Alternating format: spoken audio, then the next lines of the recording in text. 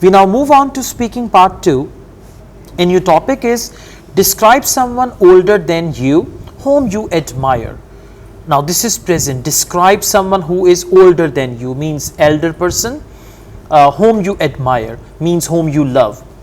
You should say who this person is, present, how you know this person, present, what kind of things you like to do together with that person, present, and explain how you feel about this person, again it's present, or why you admire him or her. So you will now have to speak on this topic for 1 to 2 minutes. Well, I would say everyone admire creativity and creative people.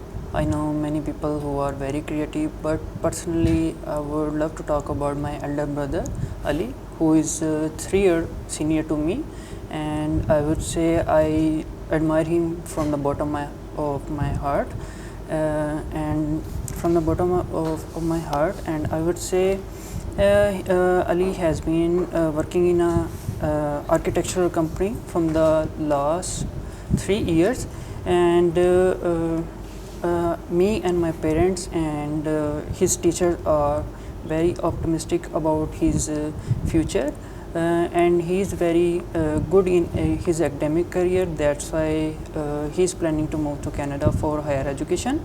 Last year Ali had been a part of a project, and he had worked on a multinational project in which he worked as a designer, and he made a architecture of a monument design and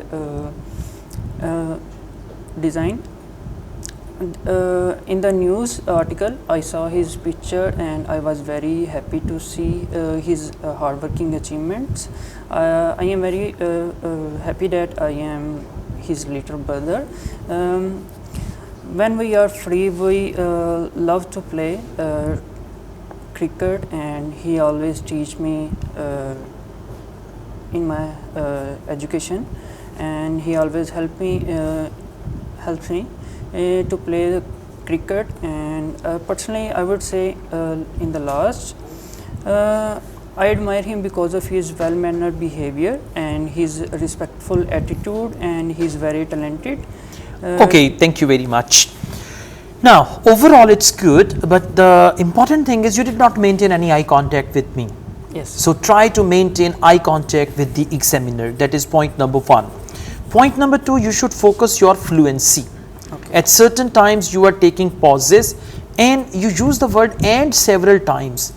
You connected so many ideas with and. Try to use furthermore, moreover, additionally, and all that.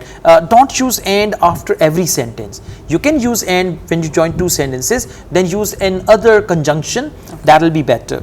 Then you said I am his little brother. Little brother is okay, but it is informal. I am his younger brother. That is better. Now little brother means very basic vocabulary. Okay. So if you say little brother, you'll get low band score in vocabulary.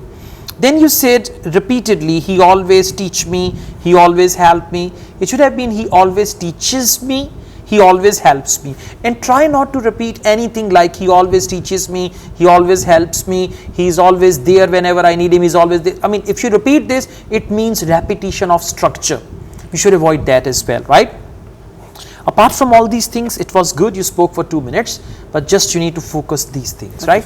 Now let's move on to speaking part 3. What can young and old people learn from each other? I believe that young and old people can learn a lot from each other.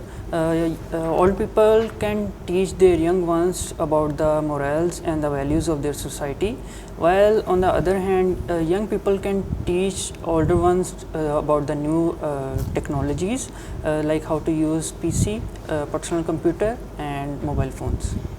Has old people's life quality improved when compared to the past? Yes, I believe that as compared to the past, their life quality has changed a lot, because in the medicine field we see there is advancement in the field. Now old people can get medicine of their disease And I believe that because of the advancement in technology, now all people are not away from their friends, because now they can use the new technology, and they can talk to their friends, and they are not isolated anymore as compared to the past. Okay, so instead of and, you can say which means they are not isolated anymore. Connect with other words, okay? What do old people usually do in their life? Old people mostly, old people loves to love to. Well, it depends upon their social and their economical status. Mostly, old people love to travel, and they love to play with their grandchildrens. And sometimes old people love to spend their time in some praying places like mosques. Okay, so you said loves, they loves. So you should avoid that, okay? Where you have to use S, you don't use. Where you don't have to use S, you use it there. So focus these basic sentence structures and try to use a variety of conjunctions, maintain good eye contact with the examiner, and focus your fluency as well. At present, strictly, I'll give you a 5.5, but with a little improvement, you can make it 6 easily, Okay. right? Yes. Thank you.